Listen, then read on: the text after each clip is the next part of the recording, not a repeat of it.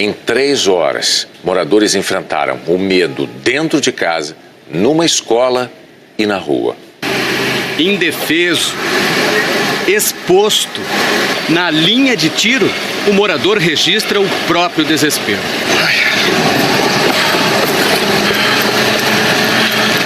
A mãe registra a tentativa de proteger a filha. O tiro tá comendo, tudo parado. A situação é de desespero. Mandei já minha filha deitar no chão do carro e que Deus nos proteja. É aí, a situação da criança é essa aí, ó. Ninguém tá seguro. Tô nervosa. O pessoal saindo do carro. Os tiros que estavam na frente agora. É sair do carro. Vambora, Santana. Vou sair do carro, gente. Boa sorte pra mim. Mais uma vez, policiais e traficantes da Cidade de Deus, na zona oeste da cidade, trocaram tiros. Mais uma vez, uma das vias mais movimentadas da cidade, imobilizada pelo medo. Cidade de Deus agora, linha amarela fechada.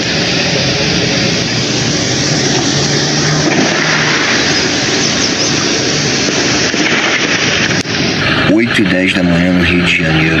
Cidade de Deus, linha amarela, tudo parado. Tiroteio. Todo mundo abrigado. Olha a situação. A situação é a mesma de ontem, e de outros dias, e de outras regiões da cidade. O bandido está nessa casa com muro verde, as policiais estão tentando negociar a rendição desse bandido. Na casa, em Campo Grande, na zona oeste do Rio, estavam 6 pessoas, 3 crianças. O repórter Genilson Araújo acompanhou ao vivo do Globocop o momento em que um assaltante fazia a família refém. O bandido tinha roubado passageiros de um trem e entrou na casa para fugir da polícia. Ele acabou se entregando. Os moradores comemoraram. Às 10 da manhã, um outro assaltante que fugia de policiais entrou no Colégio Pedro II, na zona norte do Rio. Mais de 300 alunos estavam no prédio tendo aulas de reposição. Foi tenso, porque com a situação que a gente está no Rio de Janeiro hoje em dia, infelizmente, a gente tem que ficar ligado com tudo, tem que ter medo de tudo. Os estudantes tiveram que sair. A polícia cercou o local, mas o assaltante fugiu. Tudo isso aconteceu em 3 horas. E foi só mais uma manhã no Rio de Janeiro. Mas ninguém aceita essa rotina de medo. Tanta violência, o número de vítimas. Ninguém aceita que não tenha uma saída. Hoje, o secretário de Segurança Pública do Rio voltou a falar que uma das soluções é a ação integrada das forças de segurança. A partir disso, cada setor, cada ente, cada poder tem que se planejar, seja com concurso público, seja com aquisição de equipamentos, com manutenção de serviços essenciais para responder às suas demandas. O comandante da Polícia Militar do Rio falou da possibilidade de cortar quase a metade das unidades de polícia pacificadora. São 38. O projeto de segurança foi implantado em 2008. A proposta foi no sentido de se extinguir 18 PPs, mas logicamente que isso passa por uma, como eu disse, por uma análise técnica. Em entrevista à jornalista Miriam Leitão, na Globo News, o ministro da Defesa, Raul Jungmann, voltou a falar em falência na área de segurança. O sistema que foi desenhado na Constituição de 88 faliu. Por quê? Porque a realidade ultrapassou. É preciso uma redistribuição de responsabilidades. Nós temos que encarar esse problema e procurar efetivamente a reforma das nossas polícias para poder integradamente enfrentar esse problema que coloca em risco a sociedade, as instituições e a democracia.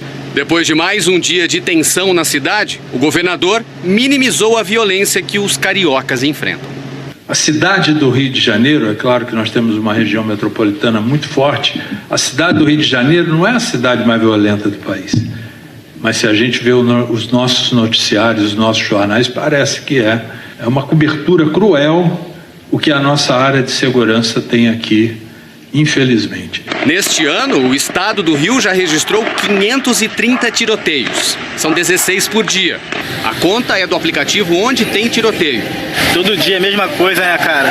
É assim que a gente vive no Rio de Janeiro. É assim que nós estamos vivendo, sobrevivendo. E na semana em que 10 presos foram mortos dentro de uma prisão no Ceará, a vistoria num presídio da região metropolitana de Fortaleza constatou outra situação absurda. A vistoria do Conselho Penitenciário do Ceará foi neste complexo de presídios na região metropolitana de Fortaleza. Numa das unidades, os detentos fazem questão de mostrar quem manda. A inscrição de uma facção criminosa diz que os agentes são proibidos de subir ao lugar onde eram feitas as vistorias a partir das 10 da noite. E ainda reforçam, o Estado é nosso. Este agente penitenciário confirma que os detentos ficam soltos e circulam livremente dentro da prisão, que foi parcialmente destruída numa onda de rebeliões em 2016. Nós podemos ir somente até o portão. Grande parte das câmeras internas, elas estão danificadas. Não tem como a gente visualizar o que acontece lá dentro com os que dominam esse presídio são da mesma facção suspeita de promover a maior chacina do Ceará, que deixou 14 mortos no fim de semana. As facções dominaram os presídios, os grandes presídios do estado do Ceará, as cadeias públicas do interior do estado também, e de lá ordenam uma série de crimes e comandam o tráfico de droga nas nossas cidades. Foi numa cadeia pública do norte do estado que um confronto entre facções rivais terminou com a morte de 10 presos no início da semana. Nós procuramos o governador Camilo Santana, do PT, mas ele não quis gravar entrevista. Ontem, o governador disse que vai construir novos presídios no lugar de cadeias públicas. A secretária da Justiça, responsável pelos presídios e cadeias públicas, não grava entrevista e alega questão de segurança. Sobre o presídio onde os detentos ditam as normas, ela declarou que vai fazer uma reforma nas celas nas próximas semanas. O Ceará tem 28 mil presos e quase 2.200 agentes penitenciários. A Secretaria de Justiça do Ceará declarou que está realizando um concurso para a contratação de 1.000 novos agentes até o próximo mês de maio e que as câmeras de segurança nos presídios voltarão a funcionar depois da reforma nos prédios. A Polícia Federal fez uma operação para investigar fraudes no Postales, o fundo de pensão dos Correios.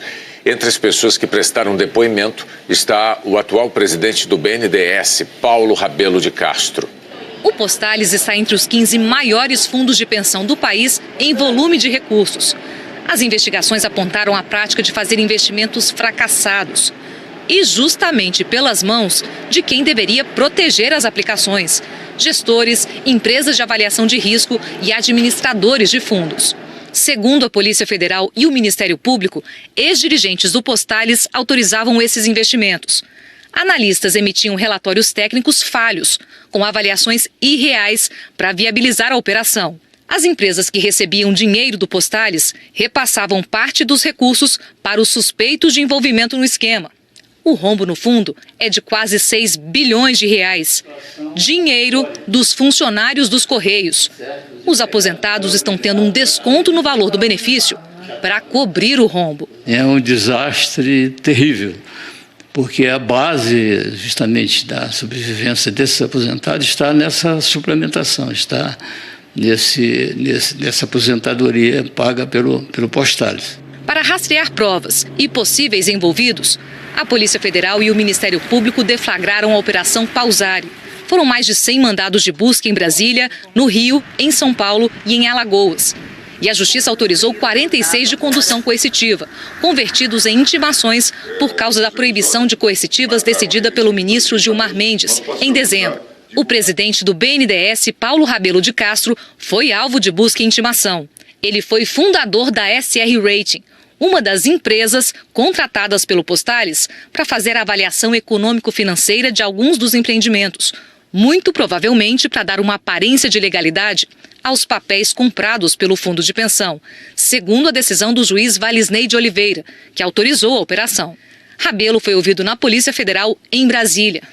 Também foram alvos o ex-presidente do Postales, Alexei Predjenchensky, o ex-diretor financeiro Adilson Florencio e Milton Lira, suspeito de ser o operador de propinas do PMDB no Senado. Os policiais fizeram buscas no BNY Mellon, no Rio, instituição contratada para administrar os investimentos do Postales e considerada responsável pela maior parte das operações suspeitas. A Justiça Federal aqui em Brasília autorizou a prisão preventiva do ex-presidente do BNY Mellon, José Carlos Lopes Oliveira, mas ele está no exterior. As investigações indicam que enquanto presidia o BNY Mellon, que administrava os investimentos do Postales, ele se tornou sócio de uma empresa que recebia dinheiro do fundo, a ATG, de Arthur Mário Pinheiro Machado. A empresa de José Carlos recebeu cerca de 40 milhões da ATG e de mais 2 empresas de Arthur Mário. O BNY Mellon, no Brasil, declarou que está cooperando com as autoridades. O Postales afirmou que tem todo o interesse de que os fatos sejam esclarecidos. A SR Ratings declarou que fez a avaliação para um grupo em 2009, mas que, por norma, não poderia saber que entre os interessados na empresa estaria o Postales. A SR declarou ainda que Paulo Rabelo de Castro se dirigiu hoje voluntariamente para prestar esclarecimentos. Arthur Machado, Milton Lira e a empresa ATG negaram as acusações. A defesa de Alexei Pretechensky afirmou que ele jamais teve qualquer conduta ilegal. Nós não conseguimos contato com Adilson Florencio e José Carlos da Silva Oliveira. O PMDB não quis comentar. O Tribunal de Contas da União vai apurar por que a Caixa Econômica Federal concedeu empréstimos a estados e municípios usando a receita de impostos como garantia. Quase todos os estados, o DF e 500 municípios fizeram empréstimos na Caixa Econômica Federal, um valor total de mais de 60 bilhões de reais. Só no ano passado, a Caixa concedeu quase 4 bilhões. Hoje, o jornal O Estado de São Paulo revelou que parte desse crédito foi concedido com garantias proibidas por lei e que a Caixa recebeu receitas tributárias como garantia, o que é proibido pela Constituição, ou seja, dinheiro de tributos que ainda vão entrar no caixa dos credores. O Jornal Nacional apurou que esses empréstimos estão sendo questionados, põem em risco o dinheiro público, já que nem em todos a União entrou no negócio como avalista para garantir o pagamento do empréstimo. O Tribunal de Contas da União está preparando uma auditoria para avaliar melhor a regularidade dessas operações de crédito e a atuação da Caixa. Na semana passada, depois de um levantamento das operações, o Conselho de Administração da Caixa, presidido pela secretária do Tesouro, Ana Paula Vescovi, decidiu suspender novos empréstimos, feitos sem aval da União e usando receitas de impostos como garantia. Os políticos reclamaram. O governo aguarda a avaliação do Banco Central quanto a novas condições para assegurar o pagamento afastando riscos. Em nota, o Conselho da Caixa disse que as operações de crédito a estados e municípios são regulares e que está sendo realizada uma análise rigorosa sobre garantias e empréstimos sem aval do Tesouro. O presidente da Caixa disse que a lei permite esses empréstimos. Permite. A lei, se vocês pegarem a lei do FGTS, ela está lá muito clara que receitas tributárias, inclusive tarifárias, poderão ser dadas em garantia em operações com recursos do FGTS. Há 30 anos a Caixa faz operações dessa natureza, a inadimplência é zero, então nós não temos questões. Vamos aguardar essa discussão que o Tesouro, a Fazenda, o Banco Central estão fazendo. O ministro da Fazenda negou que o motivo da suspensão seja por descumprimento da Constituição e disse que o que está sendo discutido é o valor que o banco deve guardar para se prevenir de calotes. Não existia norma do Banco Central que proibisse isso. Então agora, a nosso pedido, o Banco Central está atualizando as normas e fazendo decisões. Isso é importante para qualquer instituição financeira, seja privada ou pública. No caso das públicas, que também tem uma carteira de empréstimos para o setor público, o Banco do Brasil e a Caixa Econômica, além de outros bancos também do setor público. O Ministério Público Federal está investigando o delegado indicado para ser o novo superintendente da Polícia Federal do Rio. A suspeita é de troca de favores com políticos. Ele foi escolhido para o cargo pelo diretor-geral da PF, Fernando Segovia. O homem indicado para comandar todas as operações da Polícia Federal no Rio, inclusive as da Lava Jato, está na mira do Ministério Público Federal. Felício Laterça é investigado por supostas ligações com políticos do Estado. Em 2017, os procuradores abriram um procedimento para investigar a conduta dele quando era delegado da Polícia Federal em Macaé, no interior do Rio. A suspeita é que Felício Laterça teria recebido vantagens para transferir a sede da delegacia da PF na cidade para um prédio alugado pela prefeitura.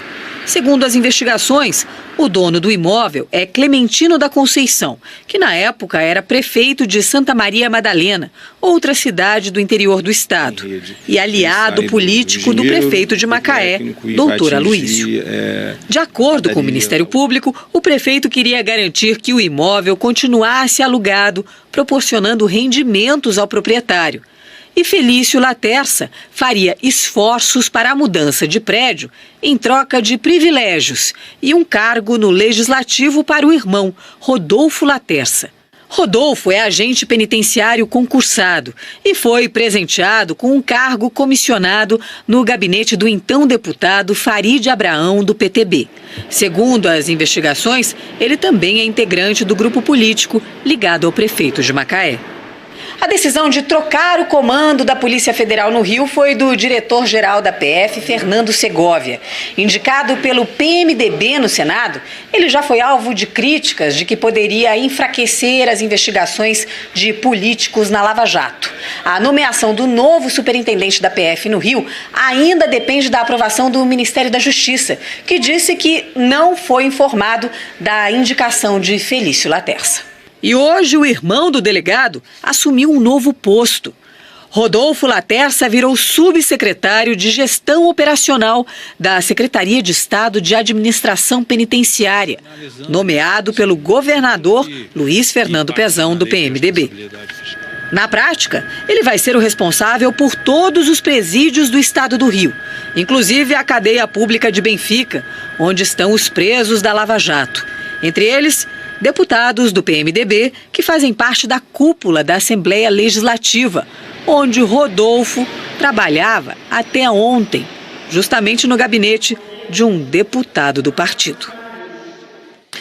A Secretaria de Administração Penitenciária afirmou que Rodolfo Laterça é inspetor de carreira com experiência e que antes da nomeação foi investigado pela Corregedoria e por uma comissão disciplinar. O novo superintendente da Polícia Federal do Rio, Felício Laterça, afirmou que há mais de 30 anos a delegacia de Macaé fica em prédios mantidos pelo município e que ele não tem qualquer relação com deputados. A Prefeitura de Macaé disse que o prédio está ocupado pela Polícia Federal por comodato e que esse sistema foi implantado em 2009. A direção-geral da Polícia Federal em Brasília não se manifestou sobre o assunto até agora. O juiz Francisco Chintati, da 5ª Vara Civil de São Paulo, negou o recurso de Patrícia Abravanel contra o ex-executivo da JF, Ricardo Saldi, por danos morais. Em delação premiada, Saldi disse que Patrícia participou de um jantar onde foi negociado o pagamento de propina para o marido dela, o deputado Fábio Faria, do PSD. A defesa de Patrícia disse que o depoimento é calunioso e negou que ela tivesse participado da conversa. O juiz entendeu que não houve ofensa porque Saldi não fez nenhuma acusação direta contra Patrícia Abravanel. Nós não conseguimos contato com a defesa dela. Na abertura do ano judiciário, a presidente do Supremo Tribunal Federal, ministra Carmen Lúcia, fez uma defesa veemente do poder judiciário e disse que a civilização só se constrói com respeito às leis vigentes. A ministra também deu um recado duro. Disse que desacatar a justiça é inaceitável. A anfitriã não fez cerimônia. No discurso, a presidente do Supremo Tribunal Federal, ministra Carmen Lúcia, foi direta. Disse que os povos são postos à prova sempre, em alguns momentos mais que em outros, mas que o caminho da civilidade é o respeito à lei. Há que se lembrar que o respeito à Constituição e à lei para o outro é a garantia do direito para cada um de nós, cidadãos. A nós, servidores públicos, o acatamento irrestrito à lei impõe-se como dever, acima de qualquer outro. Constitui mau exemplo o descumprimento da lei. E o mau exemplo contamina e compromete. Carmen Lúcia disse que as divergências fazem parte da natureza humana e que deve haver respeito às leis. Civilização constrói-se sempre com respeito às pessoas, que pensem igual ou diferente, que sejam iguais em sua humanidade e diferentes em suas individualidades. Enfim, civilização constrói-se com respeito às leis vigentes que asseguram a liberdade e a igualdade. A presidente do Supremo reconheceu que o judiciário pode até não ser perfeito, mas defendeu que a justiça garante a paz. O judiciário aplica a Constituição e a lei. Não é a justiça ideal, é a humana, posta à disposição de cada cidadão para garantir a paz. Paz que é o equilíbrio no movimento histórico e contínuo dos homens e das instituições. Se não houver um juiz a proteger a lei para os nossos adversos, não haverá um juiz para nos proteger no que acreditamos ser o nosso direito. Sem mencionar diretamente o Partido dos Trabalhadores, a presidente do Supremo deu uma resposta ao comando do PT, que tem atacado a justiça por meio de alguns dos seus integrantes que pregaram o desrespeito às decisões judiciais. Na semana passada, depois do resultado do julgamento que condenou o ex-presidente Lula a 12 anos e 1 mês de prisão, o partido, em nota, chegou a classificar o julgamento no TRF4 de farsa judicial. Pode-se ser favorável ou desfavorável à decisão judicial pela qual se aplica o direito. Pode-se buscar reformar a decisão judicial pelos meios legais e nos juízos competentes. O que é inadmissível e inaceitável é desacatar a justiça, agravá-la ou agredi-la. Justiça individual fora do direito não é justiça, senão vingança ou ato de força pessoal. A ministra também enalteceu o papel da Constituição, das leis e da justiça em momentos de crise. Ela disse esperar que os cidadãos saibam conviver com responsabilidade e zelar pela liberdade. Convém e espera-se que cada cidadão brasileiro atue para que a liberdade que a Constituição brasileira assegura seja exercida com a responsabilidade que o viver com o outro impõe. Sem liberdade não há democracia, sem responsabilidade não há ordem, sem justiça não há paz. Em seguida, discursou o presidente da Ordem dos Advogados do Brasil. Cláudio Lamáquia disse que o cumprimento da lei não pode ser casuístico, raro, só quando interessa, e também defendeu a independência do judiciário. O Supremo Tribunal Federal, guardião da Constituição, tem sido questionado fortemente por forças políticas antagônicas. Mas ele não é, nem pode ser, a crise. Ao contrário, precisa ser o seu antídoto.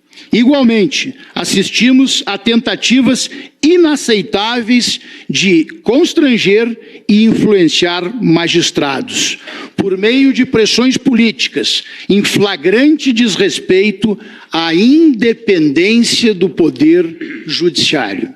A Procuradora-Geral da República, Raquel Dodge, foi a última a falar.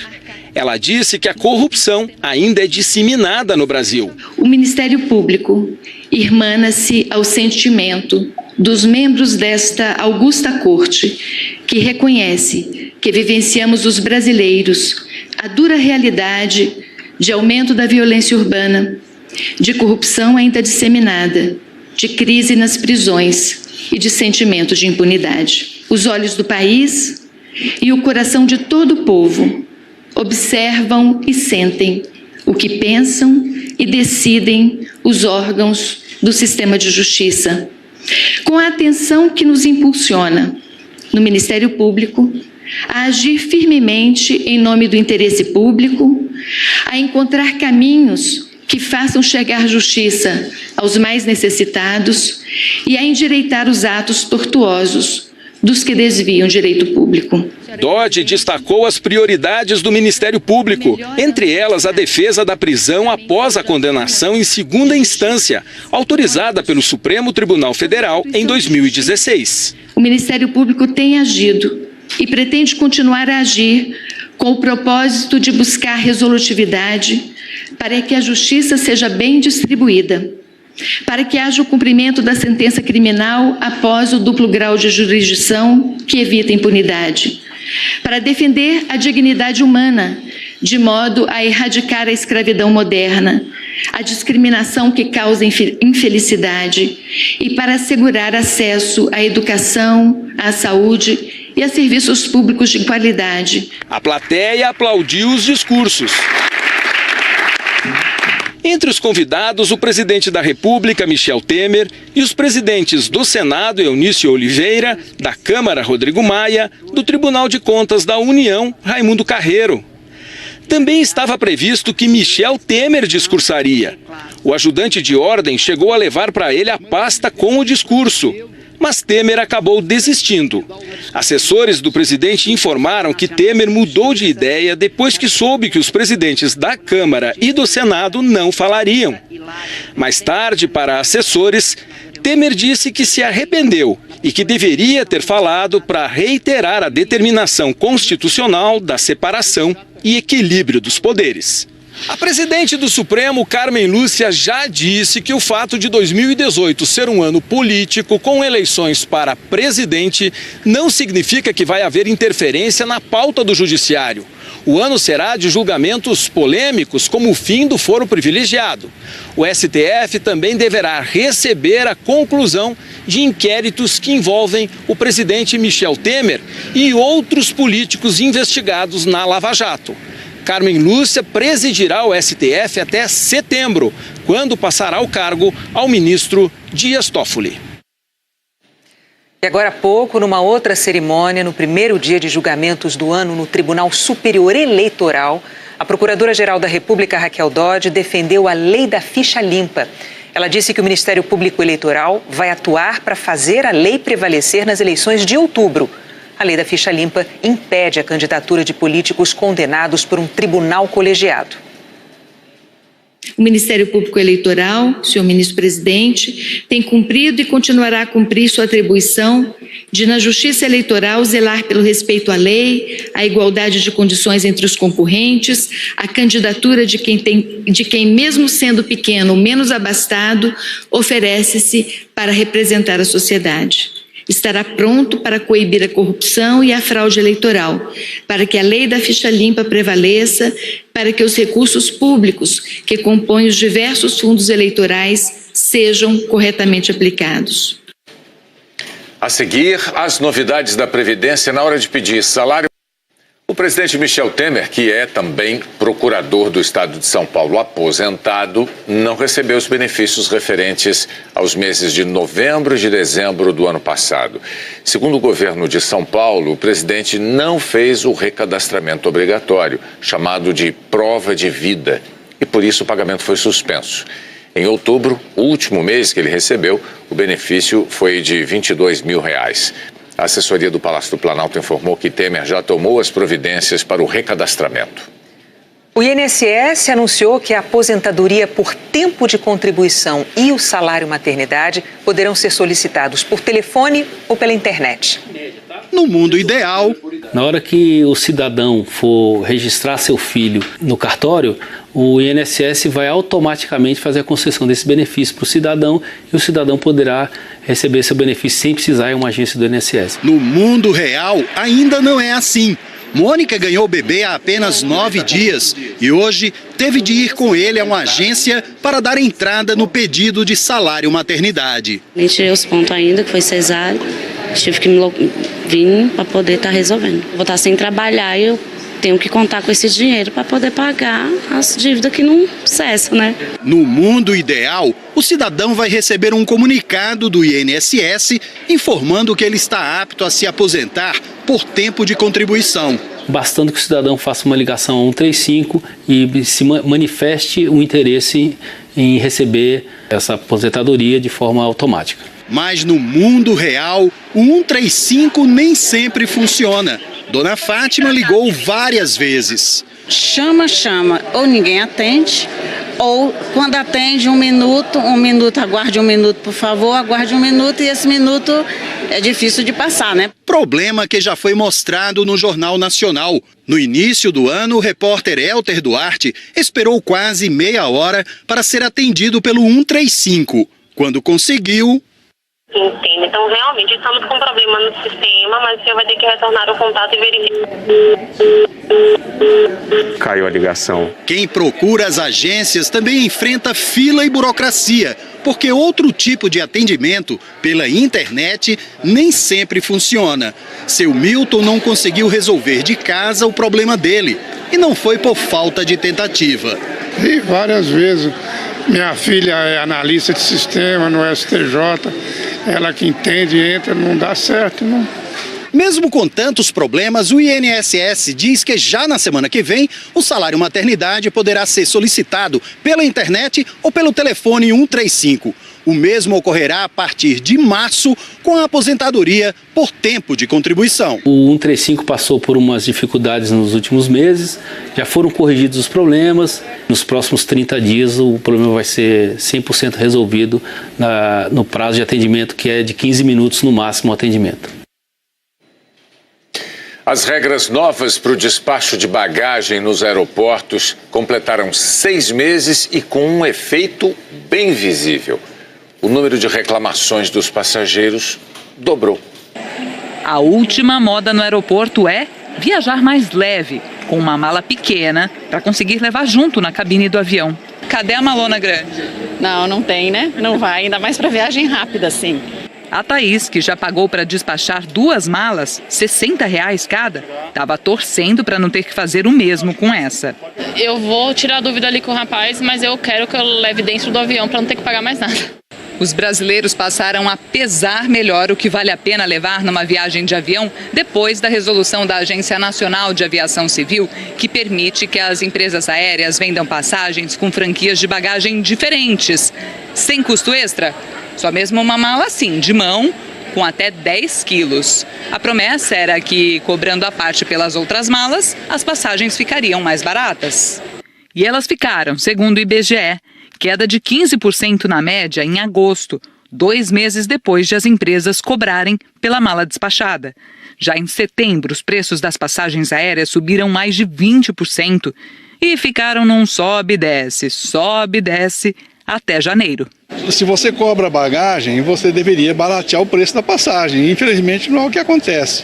Um site que reúne reclamações de consumidores percebeu que elas dobraram assim que as novas regras entraram em vigor. Foram 2.700 reclamações sobre bagagens despachadas no segundo semestre do ano passado, contra 1.300 nos primeiros 6 meses. Das reclamações sobre bagagem, 1 em cada 3 está relacionada com a tarifa cobrada pelas companhias aéreas. No segundo semestre de 2017, aumentaram em 100% as queixas contra as tarifas. O consumidor está descontente e está reclamando. A Carla registrou uma reclamação por ter que despachar a mala que estava dentro dos padrões para ir na cabine. Nesses casos, as empresas aéreas não cobram por essa bagagem. Os funcionários da companhia avisaram que não havia espaço mais para bagagens de mão dentro da cabine e que dali em diante os próximos passageiros que fossem embarcar teriam que voluntariamente despachar a mala. Adriana, aquela que viaja super leve, diz que tem sido comum passar aperto com a bagagem dentro do avião. Atrasa o voo porque o pessoal não consegue acomodar a bagagem acima. A ANAC afirmou que também recebeu o dobro de reclamações sobre bagagens no segundo semestre do ano passado, que acompanha o preço médio das passagens, mas que é necessária uma série histórica significativa para analisar os efeitos da cobrança da bagagem nas tarifas.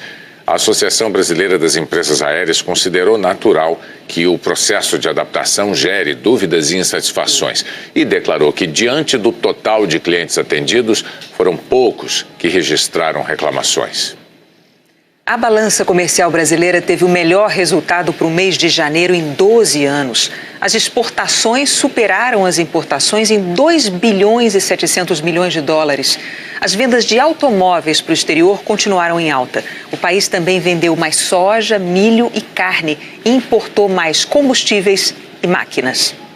Depois de 3 anos em queda, a produção da indústria brasileira voltou a crescer em 2017, 2,5% em relação a 2016. Os destaques foram a produção de automóveis e de máquinas e equipamentos que a indústria usa. A seguir, o político que pediu demissão por vergonha de ter chegado atrasado. O Congresso da Polônia aprovou hoje uma lei que pune quem sugerir que o país foi cúmplice do Holocausto nazista. O extermínio de 6 milhões de judeus pelo regime de Adolf Hitler no fim da primeira metade do século XX. A legislação ainda depende da sanção do governo polonês, mas já provocou críticas dos Estados Unidos e de Israel. Os dois países expressaram preocupação com as consequências que essa lei possa ter no relacionamento com a Polônia. Os americanos lideraram a vitória militar dos países aliados contra a Alemanha nazista e a fundação do Estado de Israel ocorreu na esteira do assombro mundial com o Holocausto. A punição prevista é de 3 anos de prisão para quem falar em campos de extermínio poloneses, por exemplo. O presidente dos Estados Unidos, Donald Trump, liberou a divulgação de um documento que lança dúvidas sobre a imparcialidade da investigação da influência russa nas eleições americanas. O suspense começou na segunda-feira, quando deputados republicanos decidiram tornar público um documento que acusa o FBI e o Departamento de Justiça de abuso de poder na investigação sobre a influência russa no processo eleitoral americano. Mas para isso, os republicanos precisavam do aval do presidente. Na terça-feira, na saída do discurso sobre o Estado da União, Trump foi flagrado dizendo que ia divulgar o memorando com certeza. O documento foi preparado por um dos maiores aliados de Trump no Congresso, o líder do Comitê de Inteligência da Câmara, Devin Nunes. A oposição democrata acusa os republicanos de terem colocado no memorando só as informações que interessavam ao governo. E dizem que, ainda por cima, o memorando foi alterado sem autorização antes de ser enviado para avaliação na Casa Branca. Os republicanos afirmam que fizeram apenas pequenas correções no texto. Hoje, a Casa Branca informou que Trump leu o memorando e liberou a divulgação, o que deve acontecer amanhã. A imprensa americana diz que integrantes do governo temem que o diretor do FBI peça demissão. Christopher Wray, o diretor do FBI, foi à Casa Branca no começo da semana para pedir que o memorando não fosse divulgado, mas não recebeu nenhuma garantia. Ele também soltou um comunicado dizendo que a omissão de fatos compromete a veracidade do documento. O FBI e o Departamento de Justiça sempre tiveram independência para trabalhar, mas Trump não poupa críticas a esses setores do próprio governo dele. O presidente da Câmara dos Deputados disse que o memorando não vai interferir na investigação comandada por Robert Mueller, que tenta descobrir se integrantes da campanha de Trump colaboraram com os russos e também se Trump tentou obstruir a justiça. Mas a imprensa americana diz que o presidente vê sim o memorando como uma prova de que a investigação é partidária e, portanto, não deve ser levada a sério. Um pedido de demissão surpreendente ganhou destaque no noticiário político da Inglaterra. O Lord Michael Bates pediu desculpas a todo o parlamento. Disse que estava profundamente envergonhado pelo atraso de alguns minutos que o impediu de responder à pergunta da representante da oposição. E anunciou que, por isso, se demitia do cargo. Os colegas do plenário acharam um exagero.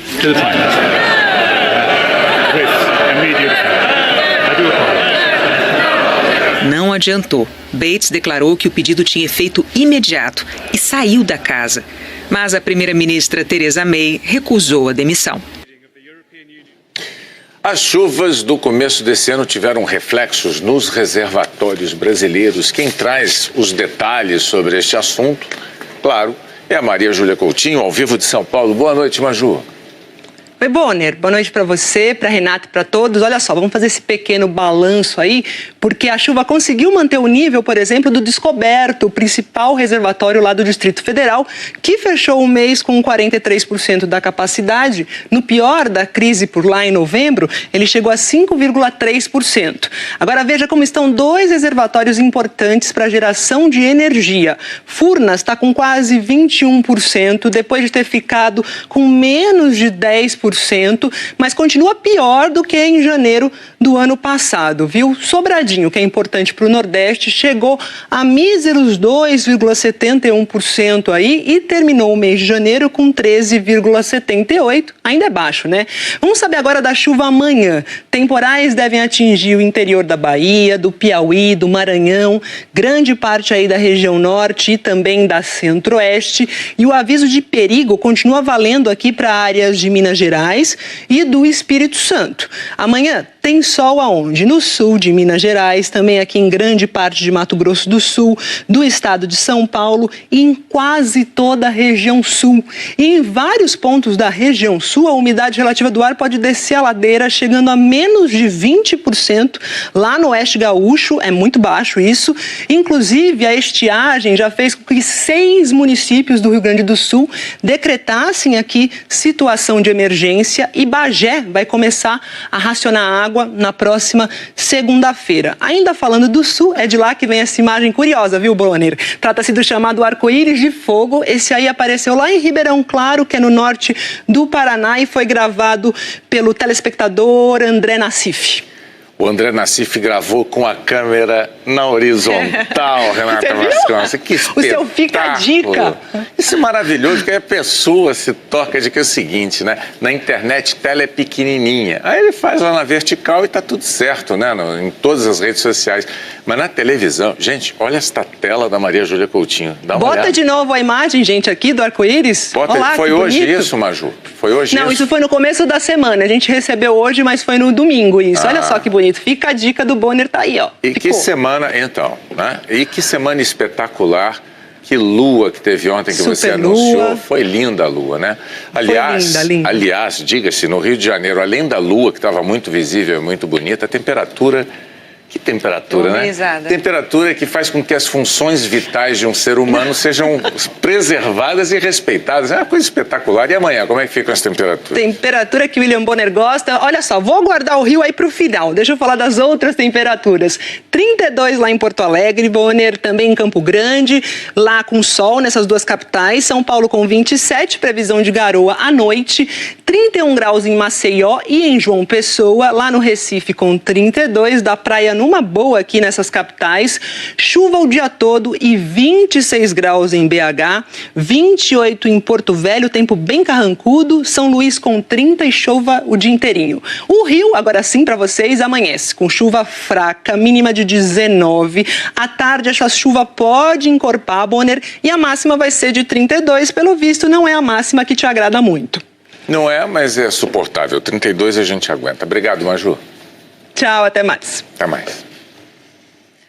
Morreu hoje o operador dos equipamentos de transmissão do helicóptero que captava imagens para a TV Globo Recife.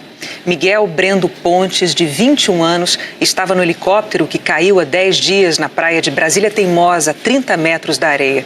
O comandante Daniel Galvão e a sargento da aeronáutica Lia Maria de Souza morreram. Miguel foi levado para o Hospital da Restauração e passou por várias cirurgias. O enterro vai ser amanhã à tarde em Jaboatão dos Guararapes, na região metropolitana do Recife. A TV Globo lamenta a perda de mais um parceiro e manifesta solidariedade com as famílias das vítimas. Daqui a pouco a gente volta com a decisão que deixou um cheirinho de pizza no caso daquele... A Corte Arbitral do Esporte revogou o banimento que o Comitê Olímpico Internacional tinha imposto a 28 atletas russos por uso de doping. O tribunal considerou que não houve evidências que justificassem a punição, mas por causa do esquema de doping sistemático na Rússia, o país segue proibido de disputar os Jogos de Inverno de Pyeongchang, na Coreia do Sul, que começam na semana que vem. Os atletas russos que quiserem participar, mesmo esses que foram liberados, precisam de um convite do COI para disputar os Jogos representando a bandeira olímpica. Bom, por hoje é só. O Jornal da Globo começa logo depois de Brasil a Bordo. Boa noite. Boa noite. Por descumprimento da Constituição e disse que o que está sendo discutido é o valor que o banco deve guardar para se prevenir de calotes. Não existiam normas do Banco Central que proibissem isso. Então agora, a nosso pedido, o Banco Central está atualizando as normas e fazendo decisões. Isso é importante para qualquer instituição financeira, seja privada ou pública. No caso das públicas, que também tem uma carteira de empréstimos para o setor público, o Banco do Brasil e a Caixa Econômica, além de outros bancos também do setor público. O Ministério Público Federal está investigando o delegado indicado para ser o novo superintendente da Polícia Federal do Rio. A suspeita é de troca de favores com políticos. Ele foi escolhido para o cargo pelo diretor-geral da PF, Fernando Segovia. O homem indicado para comandar todas as operações da Polícia Federal no Rio, inclusive as da Lava Jato, está na mira do Ministério Público Federal. Felício Laterça é investigado por supostas ligações com políticos do Estado. Em 2017, os procuradores abriram um procedimento para investigar a conduta dele quando era delegado da Polícia Federal em Macaé, no interior do Rio. A suspeita é que Felício Laterça teria recebido vantagens para transferir a sede da delegacia da PF na cidade para um prédio alugado pela prefeitura. Segundo as investigações, o dono do imóvel é Clementino da Conceição, que na época era prefeito de Santa Maria Madalena, outra cidade do interior do estado, e aliado político do prefeito de Macaé, doutor Aloísio. De acordo com o Ministério Público, o prefeito queria garantir que o imóvel continuasse alugado, proporcionando rendimentos ao proprietário. E Felício Laterça faria esforços para a mudança de prédio em troca de privilégios e um cargo no Legislativo para o irmão, Rodolfo Laterça. Rodolfo é agente penitenciário concursado e foi presenteado com um cargo comissionado no gabinete do então deputado Farid Abraão, do PTB. Segundo as investigações, ele também é integrante do grupo político ligado ao prefeito de Macaé. A decisão de trocar o comando da Polícia Federal no Rio foi do diretor-geral da PF, Fernando Segovia. Indicado pelo PMDB no Senado, ele já foi alvo de críticas de que poderia enfraquecer as investigações de políticos na Lava Jato. A nomeação do novo superintendente da PF no Rio ainda depende da aprovação do Ministério da Justiça, que disse que não foi informado da indicação de Felício Laterça. E hoje o irmão do delegado assumiu um novo posto.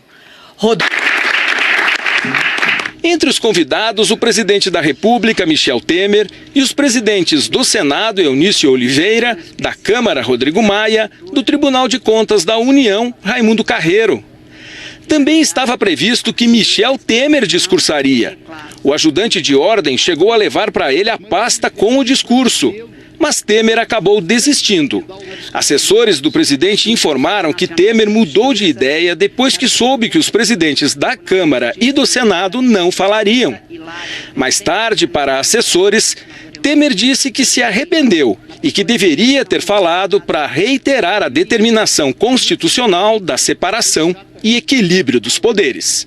A presidente do Supremo, Carmen Lúcia, já disse que o fato de 2018 ser um ano político com eleições para presidente não significa que vai haver interferência na pauta do judiciário.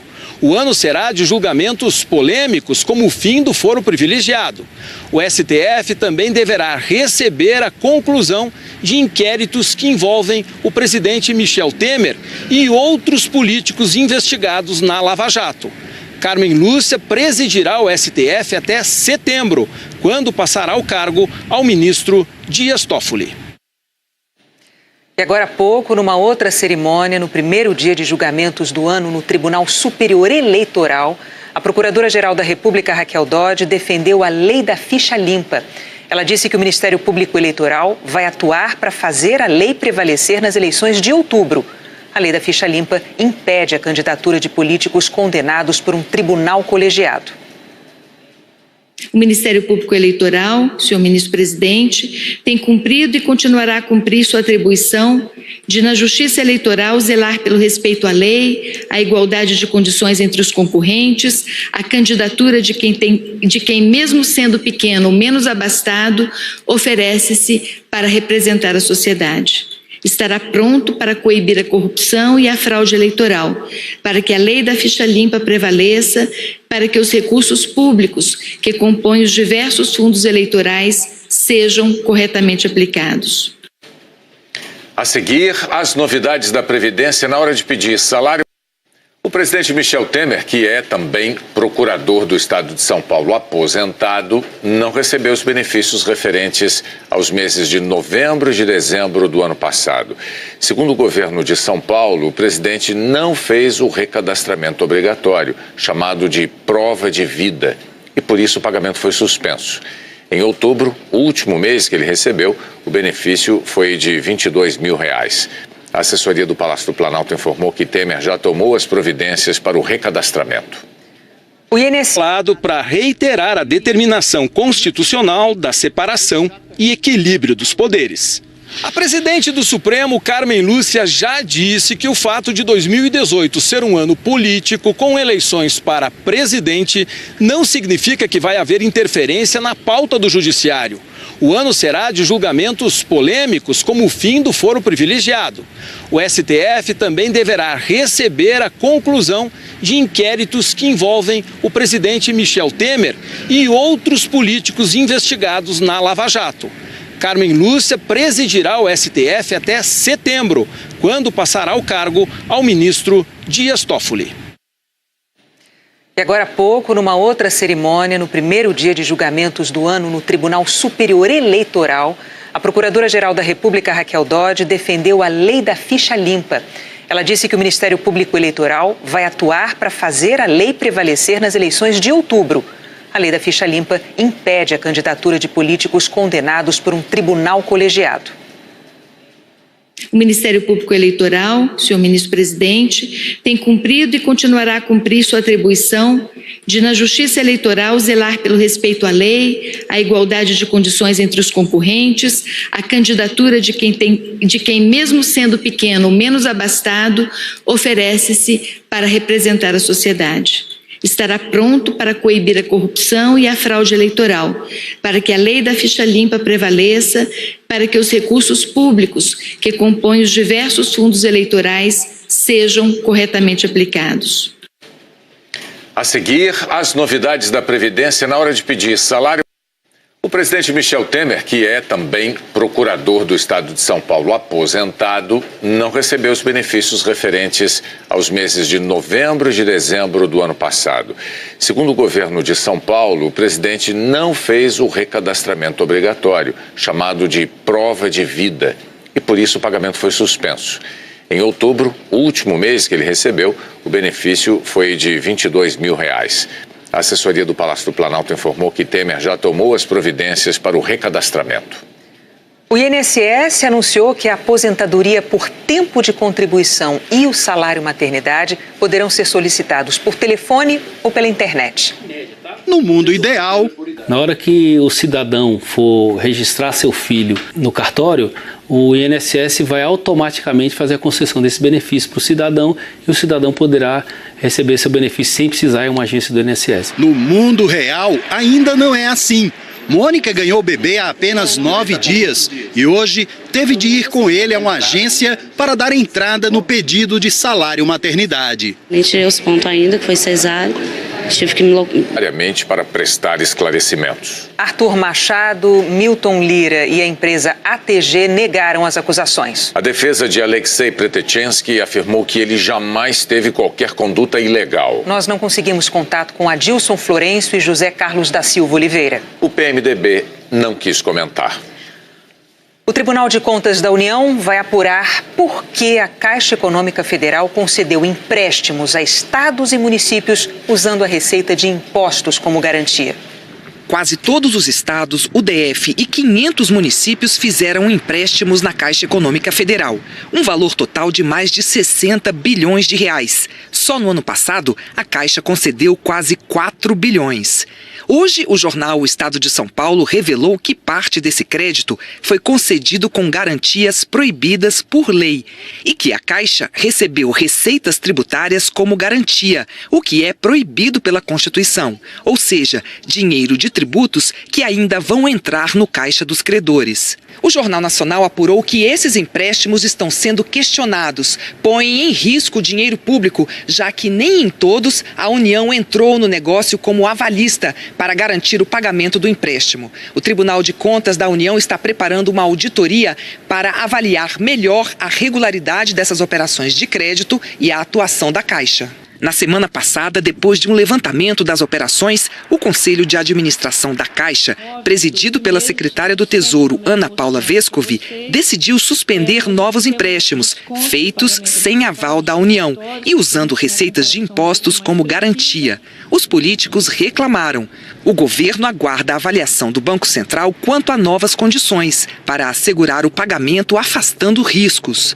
Em nota, o Conselho da Caixa disse que as operações de crédito a estados e municípios são regulares e que está sendo realizada uma análise rigorosa sobre garantias e empréstimos sem aval do Tesouro. O presidente da Caixa disse que a lei permite esses empréstimos. Permite. A lei, se vocês pegarem a lei do FGTS, ela está lá muito clara que receitas tributárias, inclusive tarifárias, poderão ser dadas em garantia em operações com recursos do FGTS. Há 30 anos a Caixa faz operações dessa natureza, a inadimplência é zero, então nós não temos questões. Vamos aguardar essa discussão que o Tesouro, a Fazenda, o Banco Central estão fazendo. O ministro da Fazenda negou que o motivo da suspensão seja por descumprimento da Constituição e disse que o que está sendo discutido é o valor que o banco deve guardar para se prevenir de calotes. Não existia norma do Banco Central que proibisse isso. Então agora, a nosso pedido, o Banco Central está atualizando as normas e fazendo desses... Vendas de automóveis para o exterior continuaram em alta. O país também vendeu mais soja, milho e carne e importou mais combustíveis e máquinas. Depois de 3 anos em queda, a produção da indústria brasileira voltou a crescer em 2017, 2,5% em relação a 2016. Os destaques foram a produção de automóveis e de máquinas e equipamentos que a indústria usa. A seguir, o político que pediu demissão por vergonha de ter chegado atrasado. O Congresso da Polônia aprovou hoje uma lei que pune quem sugerir que o país foi cúmplice do Holocausto nazista. O extermínio de 6 milhões de judeus pelo regime de Adolf Hitler no fim da primeira metade do século XX. A legislação ainda depende da sanção do governo polonês, mas já provocou críticas dos Estados Unidos e de Israel. Os dois países expressaram preocupação com as consequências que essa lei possa ter no relacionamento com a Polônia. Os americanos lideraram a vitória militar dos países aliados contra a Alemanha nazista e a fundação do Estado de Israel ocorreu na esteira do assombro mundial com o Holocausto. A punição prevista é de 3 anos de prisão para quem falar em campos de extermínio poloneses, por exemplo. O presidente dos Estados Unidos, Donald Trump, liberou a divulgação de um documento que lança dúvidas sobre a imparcialidade da investigação da influência russa nas eleições americanas. O suspense começou na segunda-feira, quando deputados republicanos decidiram tornar público um documento que acusa o FBI e o Departamento de Justiça de abuso de poder na investigação sobre a influência russa no processo eleitoral americano. Mas para isso, os republicanos precisavam do aval do presidente. Na terça-feira, na saída do discurso sobre o Estado da União, Trump foi flagrado dizendo que ia divulgar o memorando com certeza. O documento foi preparado por um dos maiores aliados de Trump no Congresso, o líder do Comitê de Inteligência da Câmara, Devin Nunes. A oposição democrata acusa os republicanos de terem colocado no memorando só as informações que interessavam ao governo. E dizem que, ainda por cima, o memorando foi alterado sem autorização antes de ser enviado para avaliação na Casa Branca. Os republicanos afirmam que fizeram apenas pequenas correções no texto. Hoje, a Casa Branca informou que Trump leu o memorando e liberou a divulgação, o que deve acontecer amanhã. A imprensa americana diz que integrantes do governo temem que o diretor do FBI peça demissão. Christopher Wray, o diretor do FBI, foi à Casa Branca no começo da semana para pedir que o memorando... automaticamente fazer a concessão desse benefício para o cidadão e o cidadão poderá receber seu benefício sem precisar ir a uma agência do INSS. No mundo real, ainda não é assim. Mônica ganhou o bebê há apenas 9 dias e hoje teve de ir com ele a uma agência para dar entrada no pedido de salário maternidade. Nem tirei os pontos ainda, que foi cesárea. Tive que vir para poder estar resolvendo. Vou estar sem trabalhar e eu tenho que contar com esse dinheiro para poder pagar as dívidas que não cessam, né? No mundo ideal, o cidadão vai receber um comunicado do INSS informando que ele está apto a se aposentar por tempo de contribuição. Bastando que o cidadão faça uma ligação ao 135 e se manifeste o interesse em receber essa aposentadoria de forma automática. Mas no mundo real, o 135 nem sempre funciona. Dona Fátima ligou várias vezes. Chama, ou ninguém atende, ou quando atende 1 minuto, aguarde 1 minuto, por favor, aguarde 1 minuto, e esse minuto é difícil de passar, né? Problema que já foi mostrado no Jornal Nacional. No início do ano, o repórter Elter Duarte esperou quase meia hora para ser atendido pelo 135. Quando conseguiu... Entendo. Então, realmente, estamos com problema no sistema, mas o senhor vai ter que retornar o contato e verificar. Caiu a ligação. Quem procura as agências também enfrenta fila e burocracia, porque outro tipo de atendimento, pela internet, nem sempre funciona. Seu Milton não conseguiu resolver de casa o problema dele, e não foi por falta de tentativa. E várias vezes. Minha filha é analista de sistema no STJ, ela que entende, entra, não dá certo, não. Mesmo com tantos problemas, o INSS diz que já na semana que vem, o salário maternidade poderá ser solicitado pela internet ou pelo telefone 135. O mesmo ocorrerá a partir de março com a aposentadoria por tempo de contribuição. O 135 passou por umas dificuldades nos últimos meses, já foram corrigidos os problemas. Nos próximos 30 dias o problema vai ser 100% resolvido no prazo de atendimento, que é de 15 minutos no máximo o atendimento. As regras novas para o despacho de bagagem nos aeroportos completaram 6 meses e com um efeito bem visível. O número de reclamações dos passageiros dobrou. A última moda no aeroporto é viajar mais leve, com uma mala pequena, para conseguir levar junto na cabine do avião. Cadê a malona grande? Não tem, né? Não vai, ainda mais para viagem rápida, assim. A Thaís, que já pagou para despachar 2 malas, R$60 cada, estava torcendo para não ter que fazer o mesmo com essa. Eu vou tirar dúvida ali com o rapaz, mas eu quero que o processo de adaptação gere dúvidas e insatisfações e declarou que, diante do total de clientes atendidos, foram poucos que registraram reclamações. A balança comercial brasileira teve o melhor resultado para o mês de janeiro em 12 anos. As exportações superaram as importações em 2 bilhões e 700 milhões de dólares. As vendas de automóveis para o exterior continuaram em alta. O país também vendeu mais soja, milho e carne e importou mais combustíveis e máquinas. Depois de 3 anos em queda, a produção da indústria brasileira voltou a crescer em 2017, 2,5% em relação a 2016. Os destaques foram a produção de automóveis e de máquinas e equipamentos que a indústria usa. A seguir, o político que pediu demissão por vergonha de ter chegado atrasado. O Congresso da Polônia aprovou hoje uma lei que pune quem sugerir que o país foi cúmplice do Holocausto nazista. O extermínio de 6 milhões de judeus pelo regime de Adolf Hitler no fim da primeira metade do século XX. A legislação ainda depende da sanção do governo polonês, mas já provocou críticas dos Estados Unidos e de Israel. Os dois países expressaram preocupação com as consequências que essa lei possa ter no relacionamento com a Polônia. Os americanos lideraram a vitória militar dos países aliados contra a Alemanha nazista e a fundação do Estado de Israel ocorreu na esteira do assombro mundial com o Holocausto. A punição prevista é de 3 anos de prisão para quem falar em campos de extermínio poloneses, por exemplo. O presidente dos Estados Unidos, Donald Trump, liberou a divulgação de um documento que lança dúvidas sobre a imparcialidade da investigação da influência russa nas eleições americanas.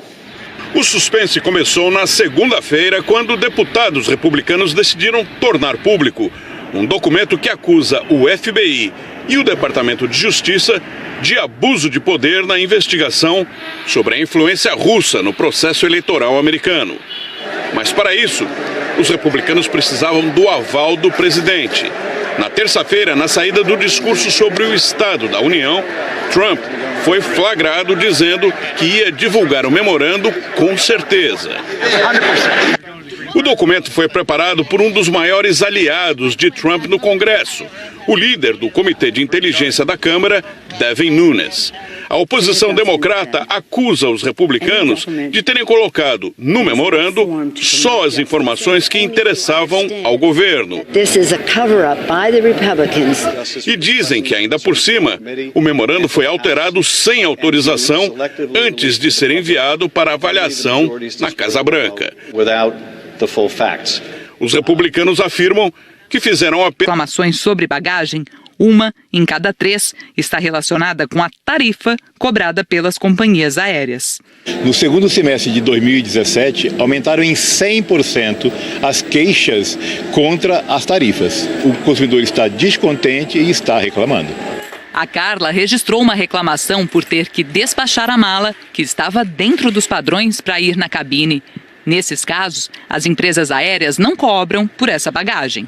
Os funcionários da companhia avisaram que não havia espaço mais para bagagens de mão dentro da cabine e que dali em diante os próximos passageiros que fossem embarcar teriam que voluntariamente despachar a mala. Adriana, aquela que viaja super leve, diz que tem sido comum passar aperto com a bagagem dentro do avião. Atrasa o voo porque o pessoal não consegue acomodar a bagagem acima. A ANAC afirmou que também recebeu o dobro de reclamações sobre bagagens no segundo semestre do ano passado, que acompanha o preço médio das passagens, mas que é necessária uma série histórica significativa para analisar os efeitos da cobrança da bagagem nas tarifas. A Associação Brasileira das Empresas Aéreas considerou natural que o processo de adaptação gere dúvidas e insatisfações e declarou que, diante do total de clientes atendidos, foram poucos que registraram reclamações. A balança comercial brasileira teve o melhor resultado para o mês de janeiro em 12 anos. As exportações superaram as importações em 2 bilhões e 700 milhões de dólares. As vendas de automóveis para o exterior continuaram em alta. O país também vendeu mais soja, milho e carne e importou mais combustíveis e máquinas. Depois de 3 anos em queda, a produção da indústria brasileira voltou a crescer em 2017, 2,5% em relação a 2016. Os destaques foram a produção de automóveis e de máquinas e equipamentos que a indústria usa. A seguir, o político que pediu demissão por vergonha de ter chegado atrasado. O Congresso da Polônia aprovou hoje uma lei que pune quem sugerir que o país foi cúmplice do Holocausto nazista. O extermínio de 6 milhões de judeus pelo regime de Adolf Hitler no fim da primeira metade do século XX. A legislação ainda depende da sanção do governo polonês, mas já provocou críticas dos Estados Unidos e de Israel. Os dois países expressaram preocupação com as consequências que essa lei possa ter no relacionamento com a Polônia. Os americanos lideraram a vitória militar dos países aliados contra a Alemanha nazista e a fundação do Estado de Israel ocorreu na esteira do assombro mundial com o Holocausto. A punição prevista é de 3 anos de prisão para quem falar em campos de extermínio poloneses, por exemplo. O presidente... No Rio, em São Paulo e em Alagoas. E a Justiça autorizou 46 de condução coercitiva, convertidos em intimações por causa da proibição de coercitivas decidida pelo ministro Gilmar Mendes, em dezembro. O presidente do BNDES, Paulo Rabelo de Castro, foi alvo de busca e intimação. Ele foi fundador da SR Rating, uma das empresas contratadas pelo Postales para fazer a avaliação econômico-financeira de alguns dos empreendimentos, muito provavelmente para dar uma aparência de legalidade aos papéis comprados pelo fundo de pensão, segundo a decisão do juiz Valisney de Oliveira, que autorizou a operação. Rabelo foi ouvido na Polícia Federal em Brasília. Também foram alvos o ex-presidente do Postales, Alexei Predjenchensky, o ex-diretor financeiro Adilson Florencio e Milton Lira, suspeito de ser o operador de propinas do PMDB no Senado. Os policiais fizeram buscas no BNY Mellon, no Rio, instituição contratada para administrar os investimentos do Postales. e considerada responsável pela maior parte das operações suspeitas. A Justiça Federal aqui em Brasília autorizou a prisão preventiva do ex-presidente do BNY Mellon, José Carlos Lopes Oliveira, mas ele está no exterior. As investigações indicam que enquanto presidia o BNY Mellon, que administrava os investimentos do Postales, ele se tornou sócio de uma empresa que recebia dinheiro do fundo, a ATG, de Arthur Mário Pinheiro Machado. A empresa de José Carlos recebeu cerca de 40 milhões da ATG e de mais duas empresas de Arthur Mário. O BNY Mellon, no Brasil, declarou que está cooperando com as autoridades. O Postales afirmou que tem todo o interesse de que os fatos sejam esclarecidos. A SR Ratings declarou que fez a avaliação para um grupo em 2009, mas que, por norma, não poderia saber que entre os interessados na empresa estaria o Postales. A SR declarou ainda que Paulo Rabelo de Castro se dirigiu hoje voluntariamente para prestar esclarecimentos. Arthur Machado, Milton Lira e a empresa ATG negaram as acusações. A defesa de Alexei Pretechensky afirmou que ele jamais teve qualquer conduta ilegal. Nós não conseguimos contato com Adilson Florencio e José Carlos da Silva Oliveira. O PMDB não quis comentar. O Tribunal de Contas da União vai apurar por que a Caixa Econômica Federal concedeu empréstimos a estados e municípios usando a receita de impostos como garantia. Quase todos os estados, o DF e 500 municípios fizeram empréstimos na Caixa Econômica Federal, um valor total de mais de 60 bilhões de reais. Só no ano passado, a Caixa concedeu quase 4 bilhões. Hoje, o jornal O Estado de São Paulo revelou que parte desse crédito foi concedido com garantias proibidas por lei e que a Caixa recebeu receitas tributárias como garantia, o que o ex-presidente do Postales, Alexei Pretechensky, o ex-diretor financeiro Adilson Florencio e Milton Lira, suspeito de ser o operador de propinas do PMDB no Senado. Os policiais fizeram buscas no BNY Mellon, no Rio, instituição contratada para administrar os investimentos do Postales e considerada responsável pela maior parte das operações suspeitas. A Justiça Federal aqui em Brasília autorizou a prisão preventiva do ex-presidente do BNY Mellon, José Carlos Lopes Oliveira, mas ele está no exterior. As investigações indicam que enquanto presidia o BNY Mellon, que administrava os investimentos do Postales, ele se tornou sócio de uma empresa que recebia dinheiro do fundo, a ATG, de Arthur Mário Pinheiro Machado. A empresa de José Carlos recebeu cerca de 40 milhões da ATG e de mais duas empresas de Arthur Mário. O BNY Mellon, no Brasil, declarou que está cooperando com as autoridades. O Postales afirmou que tem todo o interesse de que os fatos sejam esclarecidos. A SR Ratings declarou que fez a avaliação para um grupo em 2009, mas que, por norma, não poderia saber que entre os interessados na empresa estaria o Postales. A SR declarou ainda que Paulo Rabelo de Castro se dirigiu hoje voluntariamente para prestar esclarecimentos. Arthur Machado, Milton Lira e a empresa ATG negaram as acusações. A defesa de Alexei Pretechensky afirmou que ele jamais teve qualquer conduta ilegal. Nós não conseguimos contato com Adilson Florencio e José Carlos da Silva Oliveira. O PMDB não quis comentar. O Tribunal de Contas da União vai apurar por que a Caixa Econômica Federal concedeu empréstimos a estados e municípios usando a receita de impostos como garantia. Quase todos os estados, o DF e 500 municípios fizeram empréstimos na Caixa Econômica Federal, um valor total de mais de 60 bilhões de reais. Só no ano passado, a Caixa concedeu quase 4 bilhões.